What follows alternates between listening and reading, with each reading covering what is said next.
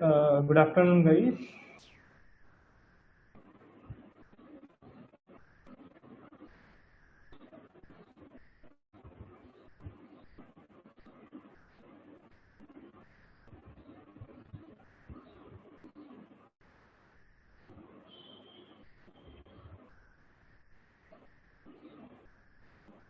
Okay, so let's get started.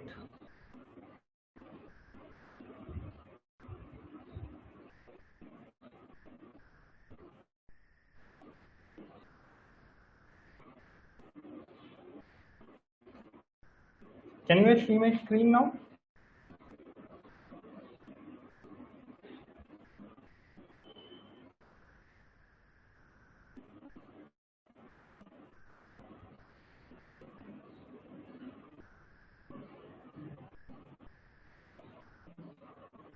Okay, great. So yesterday we were discussing about this question. Let me just open it in. Uh, let's just do it. Okay, not this one.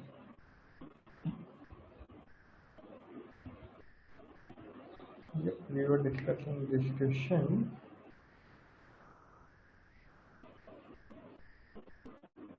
Correct. So we were discussing this question and we figured out one solution. That was, can anyone tell me what are the solutions we discussed yesterday?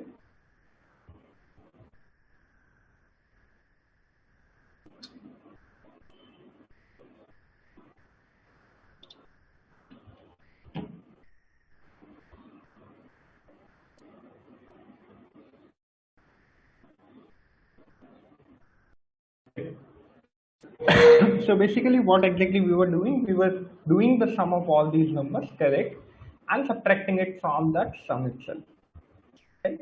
But there was some pros and cons of that, correct, good, correct. But the reason behind that why we are not going to follow this approach, I'm not saying this approach is bad, but yeah, it might fail in edge cases if they have given. So edge cases, what could be the edge cases? Now the question could be like, what could be the edge cases? Of course, we are getting a time complexity is big often. That's perfect. We are using in space is a constant. That's also perfect. But there is a one more edge case which is missing, which is what they are considering it as a long. So what we could have done is, instead of taking the sum as an integer, we could have taken the sum as a long, and while returning it, it should be returned as an integer, right? Because we are returning anyway the difference between the natural number and the sum, so it cannot be that high, right? It's always going to be a natural number. That's the limit they have given, right? But there is a one more better approach to do it. So can you get did anyone get a chance to do it?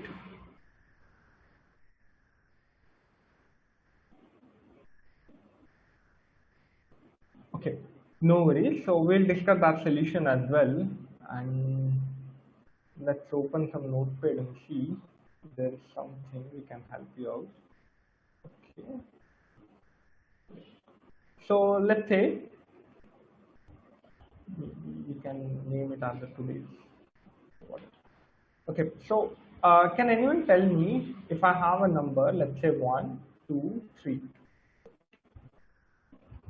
and if I XOR these numbers, right? If I have a, okay, let's discuss in that way. If I have 1, and if I want to XOR with 1 itself, what would be the answer? Can anyone tell me what would be the answer? 1 XOR 1? Correct. 0. So if you know the XOR operations, right? Right. So whenever we do have a same number, the answer is always going to be the 0. And that is the thing that you need to memorize. This is not something I can help you out. Right? There are a couple of questions we're gonna discuss going forward as well. We will be discussing the questions on that. Right? So what exactly we need to keep in mind, that XOR of 1 XOR 1 is equals to 0. And that's what the logic we are going to use for this question as well. Right? So one question can be like on this, which you might have seen, that all the numbers.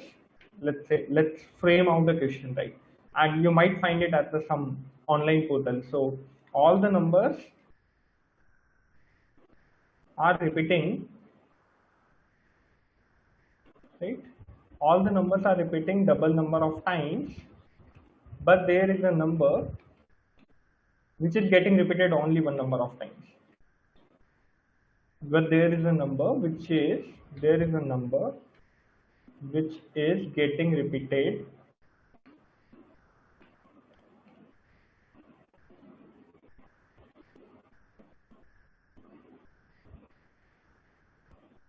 only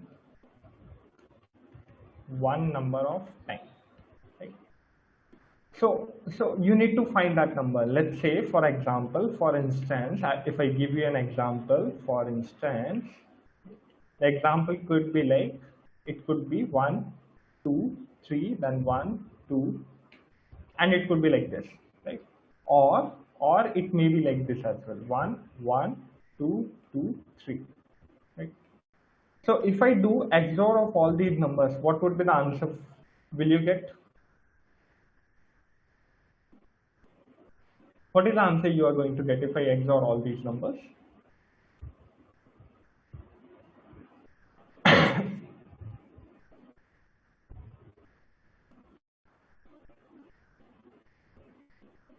Okay, bit off from the topic, but this is quite important topic, and that's why I have taken, because this is the most commonly asked competitive coding question, right? Even if you Google it, like you can find it, and it must being asked by several companies, right? Not even one or two. That must have been asked by the many of the companies. So that's why the answer for this, if I XOR all these numbers, so the XOR, the symbol for the XOR is like this. So 1, 2, 3, then XOR 1, then XOR 2, right? So if I start excluding the numbers, 1 XOR 1 will give me 0, right? So whenever I am getting a 0, I can just rule out those numbers. So 1 XOR 1, so I will just remove the 1 from here. Now 2 XOR 2 is again gonna give me 0. So 2 XOR 2 will again gonna give me 0, right? The remaining number is itself is a 3, and that's going to be my answer, right? So 3, which is exactly the same as answer. Similarly for this, if I want to do the same thing, it's just that I have written in a certain order, right? So the 1 XOR 1 will give me 0, 2 XOR 2 will again give me 0. Should I increase the size for this? Let's see. Yep. So 1 XOR 1 is equals to 0, 2 XOR 2 is equals to 0, right? And 0 XOR 3 will gonna give me 3. So the answer for this is going to be the 3. Okay. Is this question clear, guys, to you?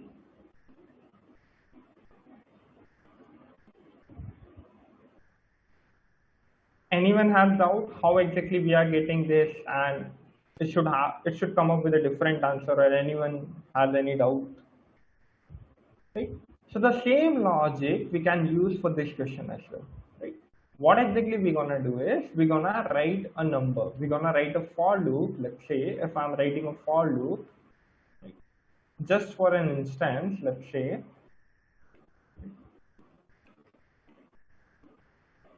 if I'm writing a for loop for int I is equals to 0, for int I is equals to 0, I should be lesser than the array dot size,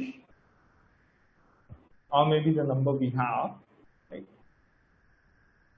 Sorry, I plus plus, and that's where, okay. And after that, what I'm gonna do is I'm just gonna XOR these numbers from I is equals to 1 to equals to n, right?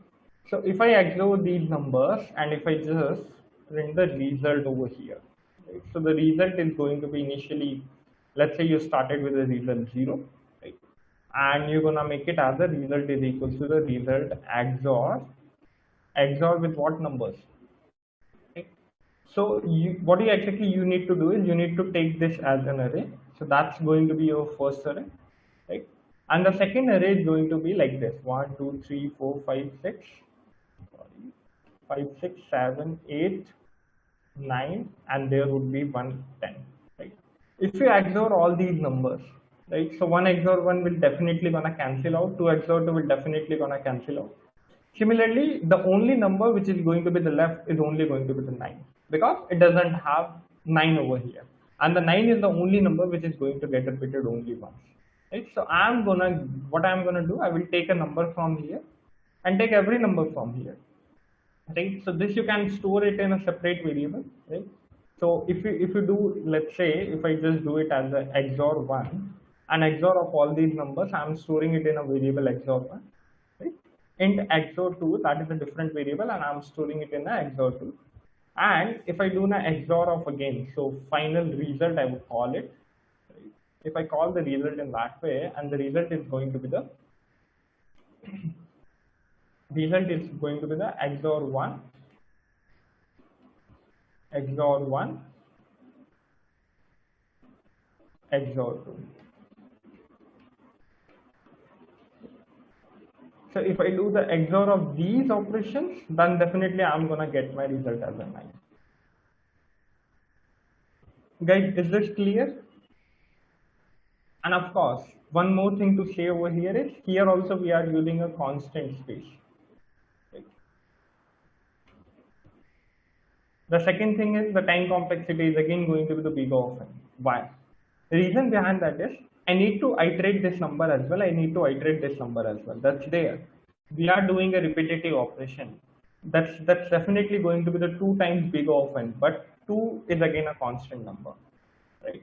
So 2 is it, it's not like we are going to achieve it as an n square.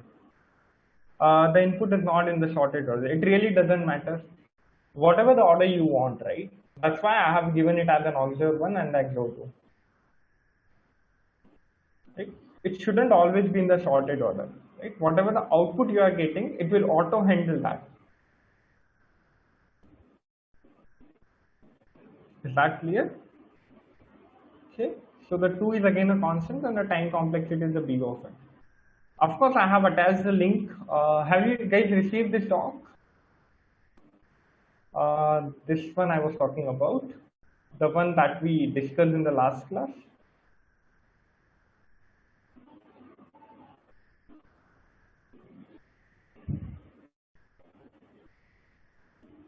Okay, if you guys haven't received it, do let me know. So I will speak with them and correct. Okay, great. You guys have received it. Good.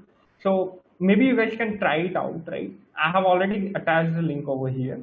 You guys should go over there, try it out by yourself, right? And see, you can always go to the test case over here if you have any doubts, right? And this question was being asked by these many companies. Right? From this, you can determine that how important that concept is going to be. And what exactly makes the question important? The time complexity is the only thing which makes the question precious, right? Because this question sounds like a very easy question, anyone can do it. But when it comes to the time complexity, okay, how the one in XOR will go to the XOR. Correct. So it's not about XOR. XOR you can take it as a sum, right? Or rather you can take it as a difference, right? So just consider the XOR as a sum or a difference, right? Some kind of a mathematical operation that you are doing on a number, right? So let's say you are multiplying all these numbers, right? So if I'm saying 1 into 1 would gonna give me 0, right? Just assume that scenario that 2 into 2 would gonna give me 0, right? So anytime the 1 occurs in the picture, right, it's gonna get the same result, right? So whatever, let's say I'm getting the result as here x, but what x is exactly? X is XOR of all these numbers, right? Internally it contains the XOR of all these numbers, and one XOR, so definitely the X contains this, and let's say this result is containing Y. So what exactly the Y contains? Y contains the XOR of all these numbers, right? So at any instant of time, if I do XOR of 1 and 1, I'm going to get 0, correct? But what exactly the X is? X is XOR of all these numbers, Y is XOR of all these numbers. So this is made up of the XOR of all these numbers as well, right?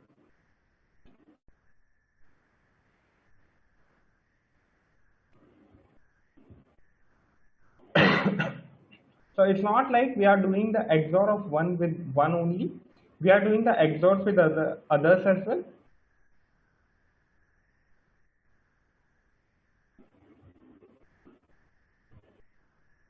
Correct. It's a variable. Yep. It's a variable. These are the variables. Correct. We do. We do. That's why I have done over here. Okay. Any other doubts, guys? We are doing an XOR over here. Guys, give it a try. If you still face any problem, right, you can always reach out to me in the next class as well. There is no hard and fast rule that even like just any of the coming classes, you can always reach out to any of the questions. And I would suggest you to guys go through these links and try it out by yourself. Then only you are going to get the concept properly, right? So that's why they have given it as a second approach. That's the method uses a technique of an XOR solving problem. To solve the problem, so XOR has a certain properties, and that's the property they have defined.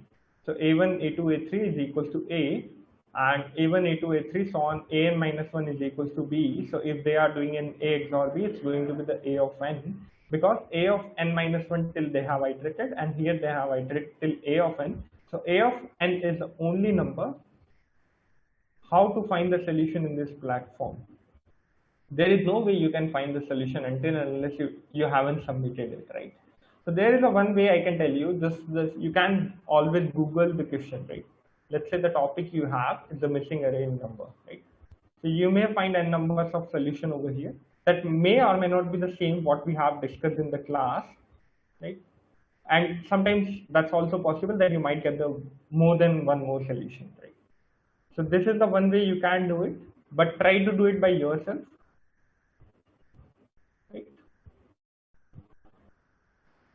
But sometimes that also works. Sometimes you might not find directly Googling the heading itself. That's also there, right? And you might have to twist a bit to get the exact answer, right? So create the two variables, a is equals to 0 and b is equals to 0. That's what we have there. Run a for loop from I is equals to n to the I as a counter, then keep every index update a is equals to a is equals to a XOR I. Now traverse the array from start to end b, and that's the same thing they are doing, right? So basically what they are doing is they are storing it, and rather than storing it in an XOR 1 and XOR 2, they are storing it in the a and the b, and finally they are taking an XOR of those numbers, and that will give me the final result. Is that clear, guys? So this is just a simple code. I have just written it as an XOR 1 and an XOR 2. They have written it as an X1 and X2. Okay. Okay. There is a one more good problem I see. Okay, we'll come back to this problem after once we solved it quickly. I have some quiz question for you guys. So maybe we can solve that first and then we'll come back to this. This is based on the constructor, whatever we have discussed in the last class. So let's try to quickly answer these questions. I know these are fairly easy questions, but that's definitely gonna boost up your confidence because these are the conceptual questions on the top of it. Right? A Java constructor is like a method without.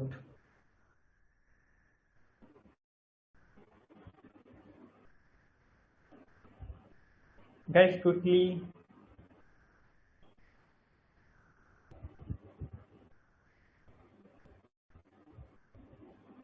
Good, correct.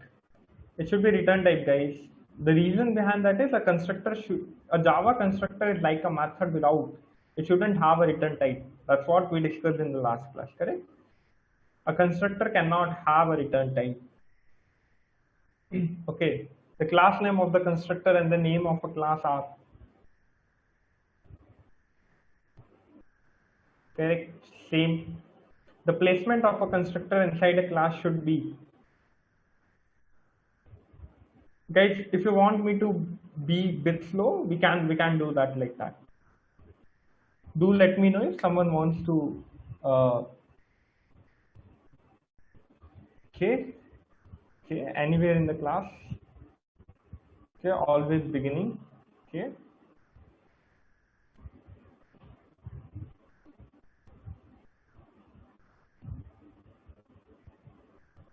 The placement of the constructor can be anywhere inside the class. There is no as such strict rule that we need to always keep it at the beginning, because whenever we create an object, right? So whenever we create an object, the constructor will always get called, and there is no such rule that you should always keep it at the beginning. But that's a normal practice that we usually keep it at the beginning. That's why we came to that thought that okay, it should always be at the beginning, but that's not the case. Right? That's not a hard and fast rule. Correct, but it should be in the same class, same name as a class. Yeah, that's there. Correct, that should always be in the same class.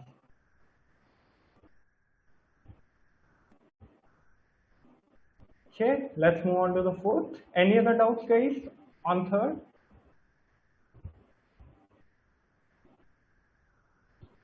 Okay, the purpose of the Java constructor is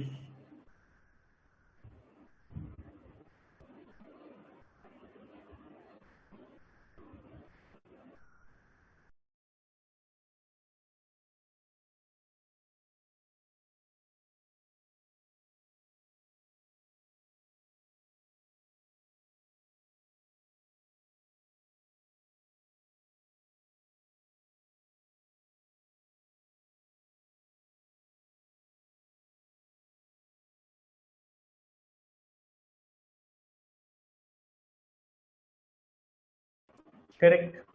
Good going. So the purpose of the Java constructor is initializing a variable without past data. Correct. We do initialize the variables. Writing custom code, we do write that. Right? Accepting other objects and input, right? So let's say if I want to get the input from there, do I do that? Of course, we can do that as an input as well, right? We usually pass the data and assign these values to the variables, right? So let's say if I have a class A, right? If I have a class A and supposingly it has two variables, if I have the two variables int A and int B, and these values can be initialized with the constructor. So if I have a constructor which basically takes the two variables int A and the int B, right? In the last class we have also discussed a similar kind of a problem, right? And if there is an object we are creating A, there is some main class, you can assume it, right? So A obj is equals to new, right? 2 comma 3, if I'm writing it like this, this is a constructor which can take care of initializing the values as well. So we can do all of the above things. Okay, memory is allocated to an object once the execution of.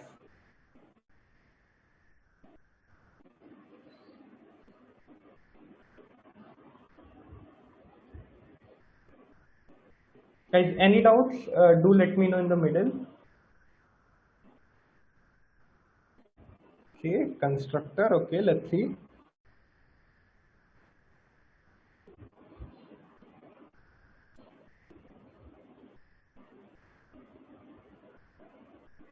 Good. So the constructor is the correct answer because the memory is allocated to an object once the execution of the constructor is over. Because the constructor is the one that's going to allocate a memory. What exactly we usually do when we create an object that allocates a memory, but how an object allocates a memory? It's basically calls a constructor, which is going to be a default constructor if not defined.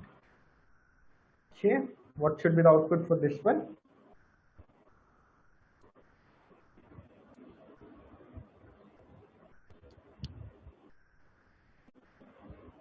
Okay, error. Okay.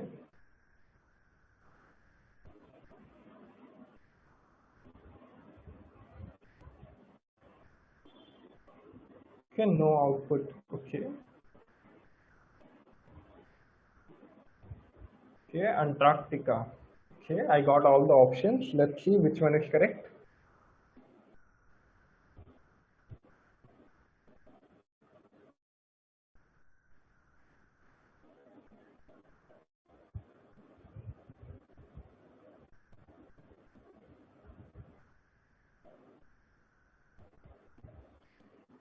Okay, so let's have a look at the answer. The answer is going to be the A. The Antarctica is going to be the correct answer. The reason behind that is we are creating an object, right? The object is named as a TC, which is basically a testing constructor, right?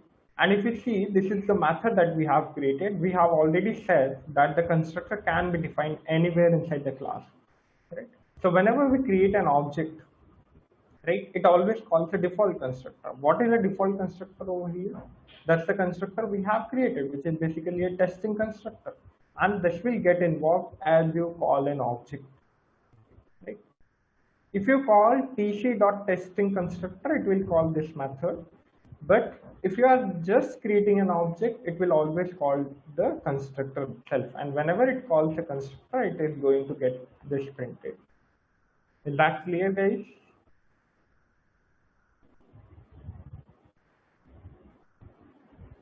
Okay.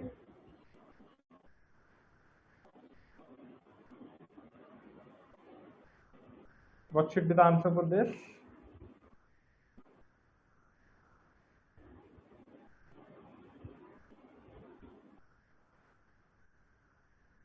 Correct. It's going to be the A.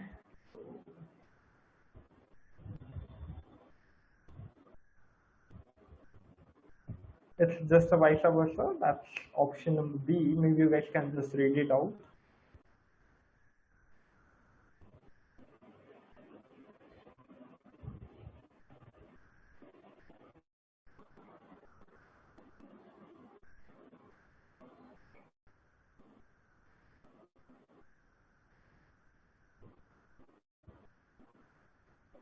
How about for the ninth one?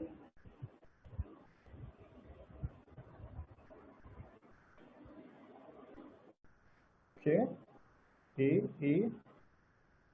Correct. It's going to be the A. The answer. This question is. These questions are fairly easy, but yeah, that's just to give a brush up on the concept of what we have just discussed on constructors. Overloading of constructor in the Java means adding more than.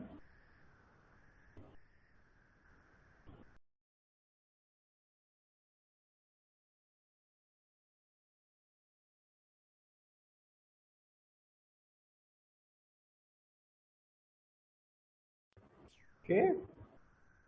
Okay, great. So the answer is going to be the one.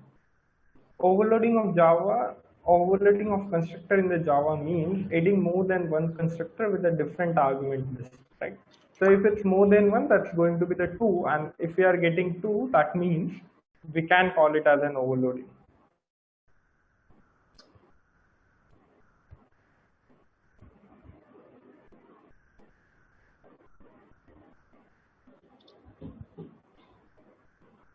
Okay, okay, what should be the answer for this one?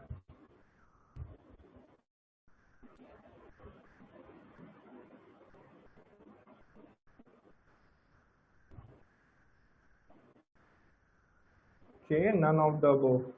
Okay.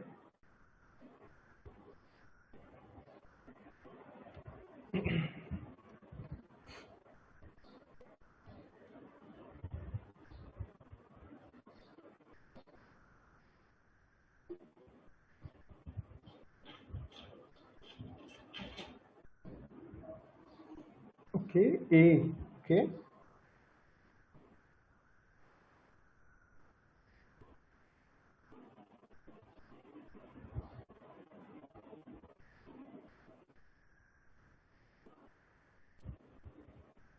Okay, so let's have a look at the answer. The answer is going to be the C, which is basically a compile time error. Right? So why exactly it gives a compile time error? The reason behind that is we are creating an object for the constructor too, right? Which is basically this class. There is no harm in it, but this needs to be a parameterized constructor, right? So if you are writing a constructor with an argument, the default constructor is not added by the compiler, right? So it should give an error over here that you need a parameterized constructor, but you are passing it as a null, which is not acceptable over here, right? And it will throw me a compile time error. Is that clear?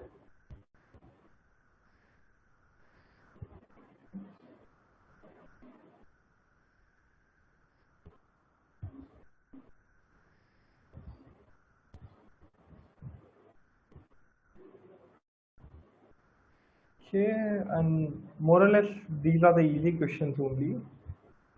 So maybe we can just. I have already attached the link to that, so maybe you guys can even go through that. These are the easy questions only. Maybe you guys can try to answer it quickly. The last question.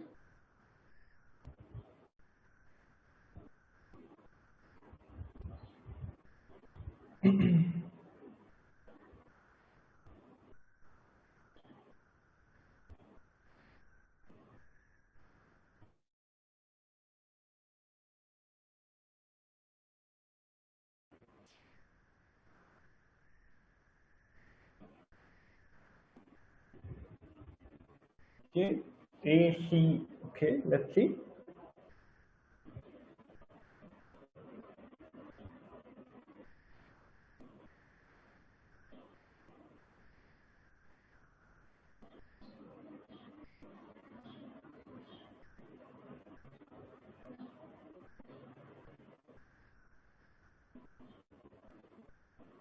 Okay, so the answer is going to be the A for this. The reason behind that is whenever we call this, it will call this function, right?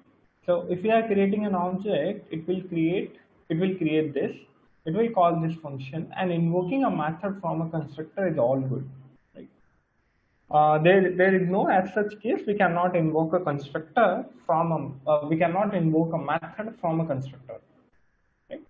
It's okay to call a function inside a constructor, right? So if it's called a function, that is show is a function we are calling, right? So show will basically call this function and it will print the gem.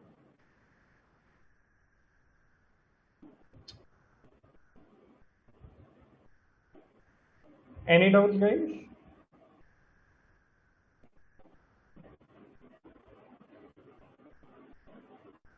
Sure.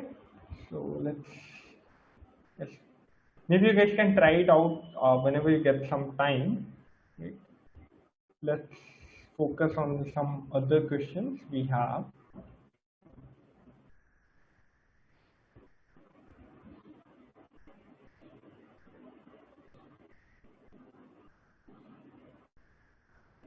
Okay, let's open it.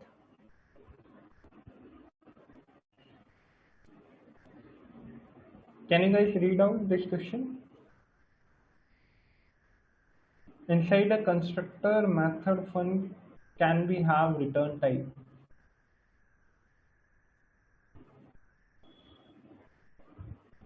Okay. Inside a constructor, yes, we can.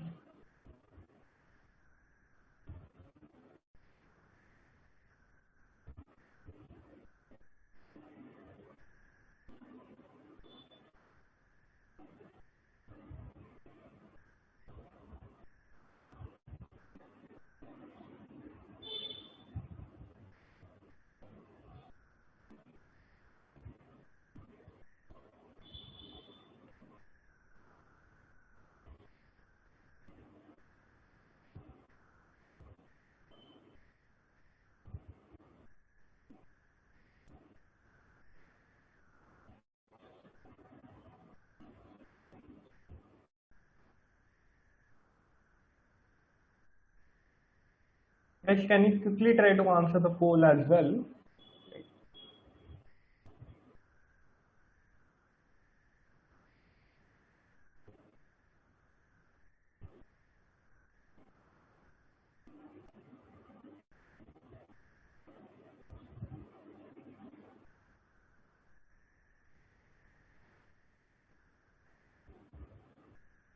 And if you feel like the questions are on the higher level side, so maybe you guys can let me know. Right?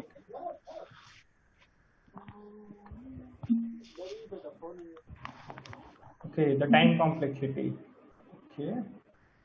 So the time complexity for this question is going to be the big O of n log n, whereas the space you can use as big O of n.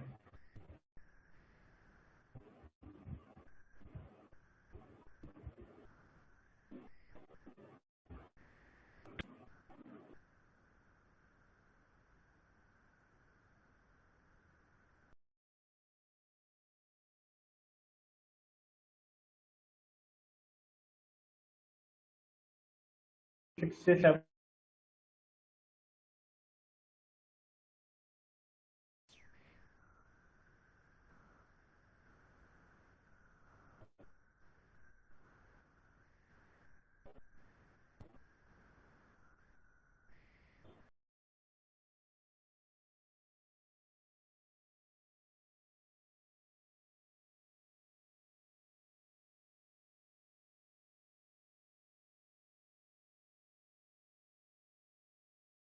Okay, sort and if ai plus 1 minus a of I is lesser than or equals to k.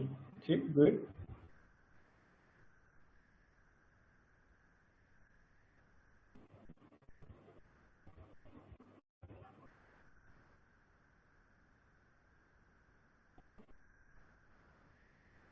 Not too difficult question to do it.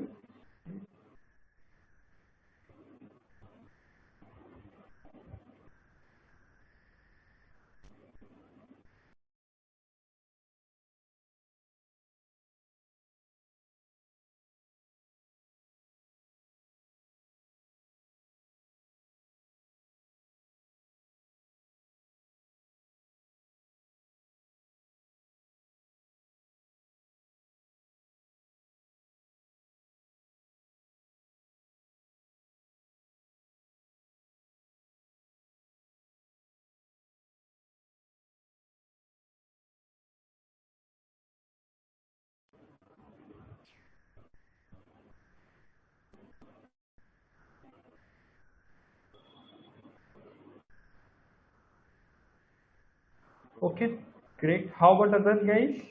Is the question clear for everyone? Is there someone who didn't even get the question? If you have a look at the company, in which company it was being asked, I guess they haven't given the company tag over here, but a not too difficult question, right? Kind of an easy concept. Okay, we can do it by using two loops, but it's take big of and square. Correct? Good. It's also good even if you are giving a big of n square solution, right? Because at the first time, big of n log n might not click to the everyone, right? So even if you are doing it in the big of n square, there are many chances that your code might get some of the test cases part, right? And if you are lucky enough, it may be full as well, right? So it's always good to at least go for the brute force first if you don't have anything better, and if you have anything better, then go for it, right?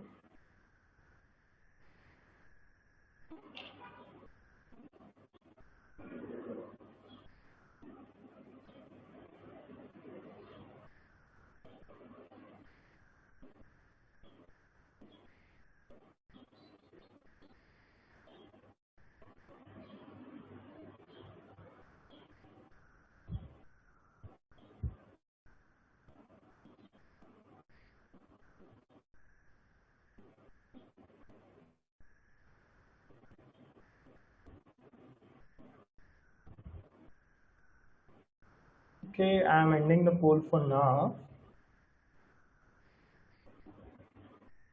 Okay, so good. So guys, whenever you see n log n, right, the very first thing it should come to your mind, because we have seen so many questions, right? Whatever, what you guys see whenever we see the time complexity as the n log n, right? What is the first thought which comes to your mind?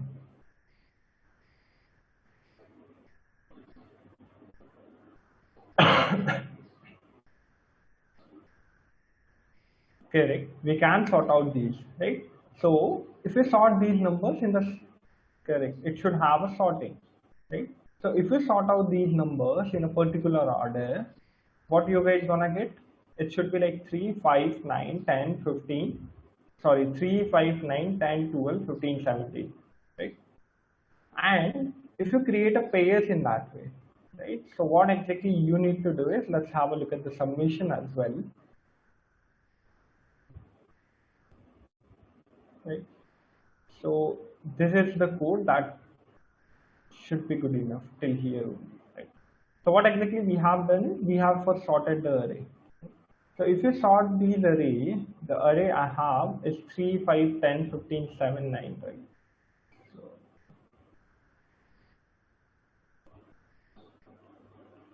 So if I have this array, then the sorted array is going to be the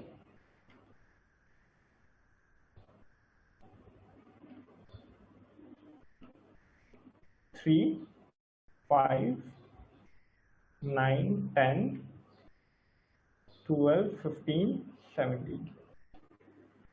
Right? So here we have 7 numbers and here we also have a 7 numbers. So we sorted this array.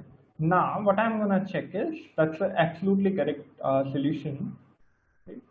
So what exactly we're gonna do is we're gonna check whether the consecutive numbers has a difference lesser than 1 or not.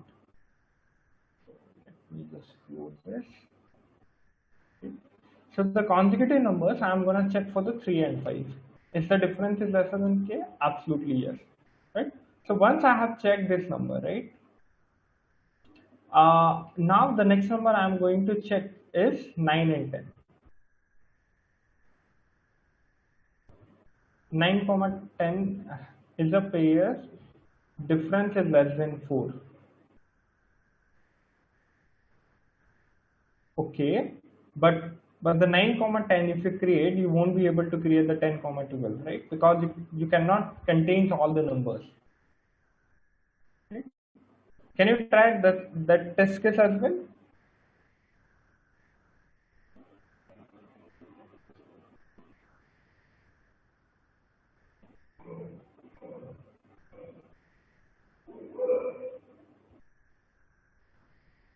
Right. So what is the second task you have to do? Your task is to complete the maximum sum pair Add with is a difference less than k, which a takes laptop question and a network.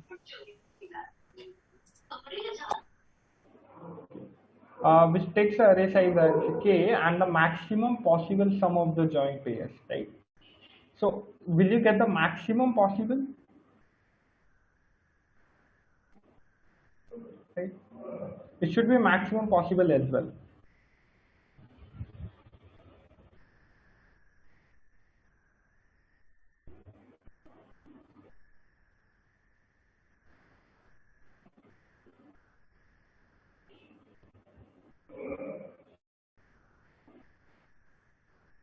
Right? Even they have given one more solution that the alternative ways to form the disjoint pairs are 3 comma 5. Right? So the 3 comma 5 is also one of the solution. 9 comma 12, that's also one possible case, and the 15 comma 17. That's also one of the possibility. But these pairing produces less sum, and that's why we haven't considered them. Right? So there can be a number of possibilities that we can create, but we should opt out those solutions which has maximum sum, which gives the maximum sum at the end.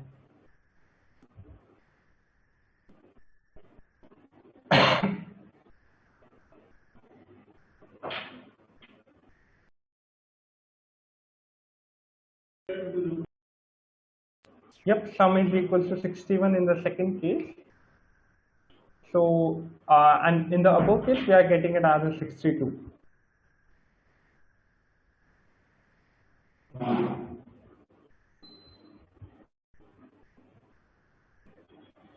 Okay. So at the same time, we need to maximize the sum as well.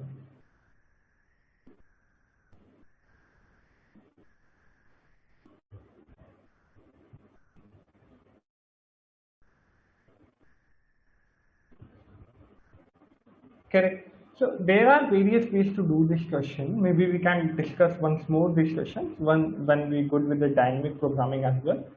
But on a higher level, it can be done with the sorting as well.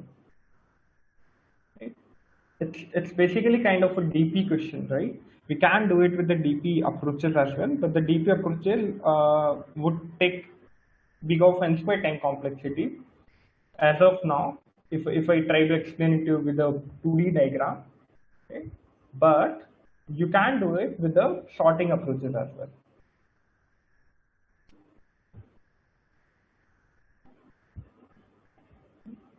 So what exactly we're gonna do is we're gonna check. We're gonna first sort out the numbers, and after sorting out the numbers, I'm gonna check whether the AI minus one is lesser than k or not. Right? If it is lesser than k, I'm just summing up these numbers. Sum is equal to the sum plus AI and the AI minus one. And why I'm decrementing the I again? Because I have already included I as well as the I minus one. Okay?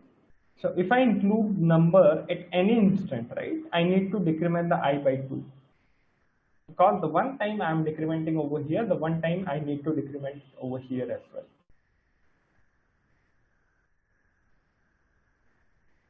But the better solution would be a DP1.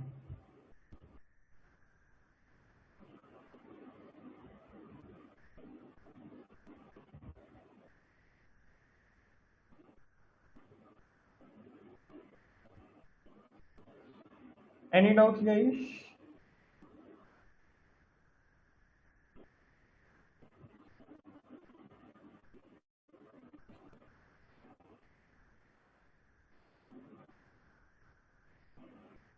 Correct. I will explain the DP solution once as well, because there are few questions which I have left, which once we will come to the DP topic, right, we'll have a separate session for it, that we're gonna discuss the several DP questions, so that you will get familiar with the DP, that what exactly the DP is, and then we'll discuss the DP solution as well.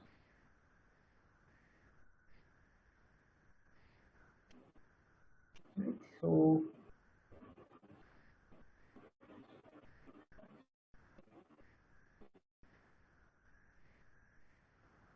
okay, the code that I showed can take 9,12 and the 10,12 also.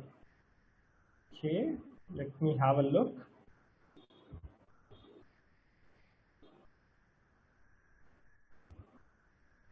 Okay, if I just sort out these numbers, right?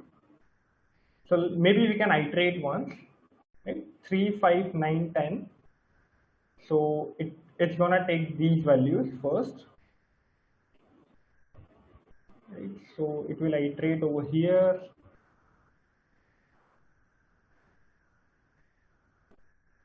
Or maybe you can try this running out. I'm not sure, because this was the old one. So they have changed something, I guess.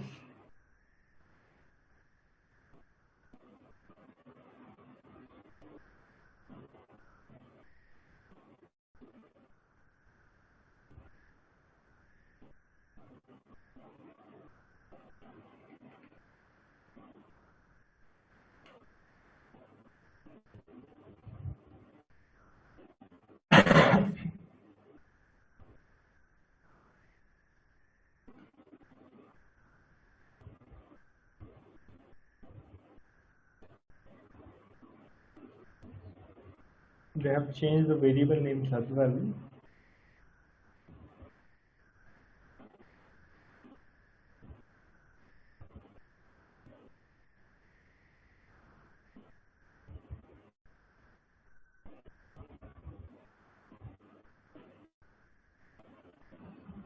Anything else we are missing out?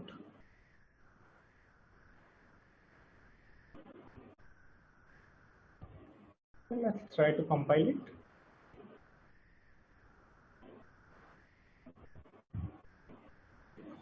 Okay, so I'm getting my output as a 62. Okay, let's try to print out the numbers as well. So each and every time I will print out the sum, or maybe if you want, I can print out the numbers as well.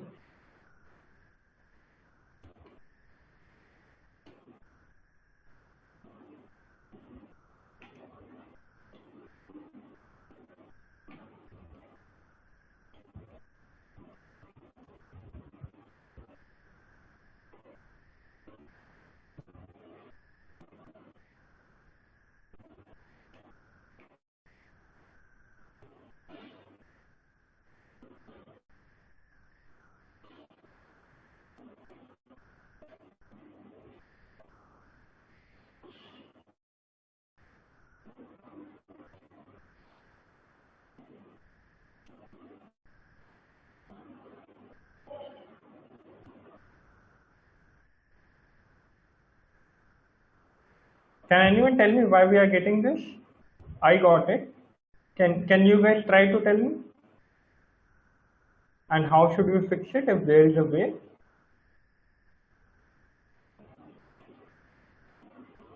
Why we got an array index out of bound?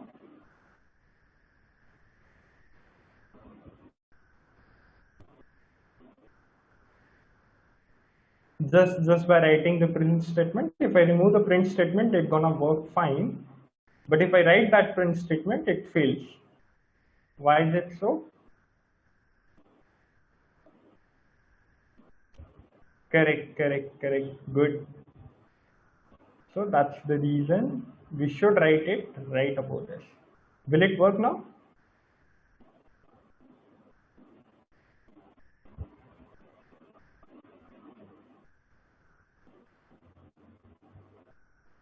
Correct. Good. So basically what we are doing over here is, right? So the better approach, I guess I missed out that approach as well. The better approach, what exactly we were doing is, we rather than iterating from the first, we are iterating from the back, right? The reason behind that is because the maximum number will always appear at the end, right? So if we are getting a difference, the maximum difference on the right hand side, that means that's going to give the maximum sum. And that's why we are getting the number as the 17 comma 15, that the next number is going to be the 12 comma 10, which are basically these numbers, right? So 17 comma 15, then 12 comma 10, right? And what is the next number I am going to get is, that's never going to be 9 and 5, that's always going to be the 5 and 3.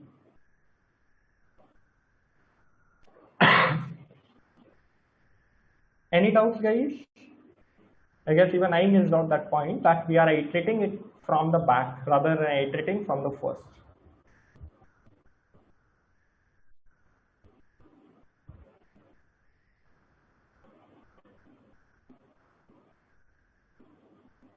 Okay. Okay, great. So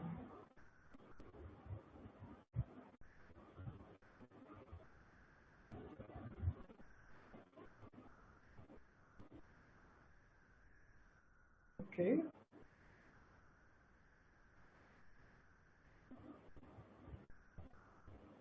So I will ask them to share the PDF with you guys. There was one more question that I wanted to discuss. Right?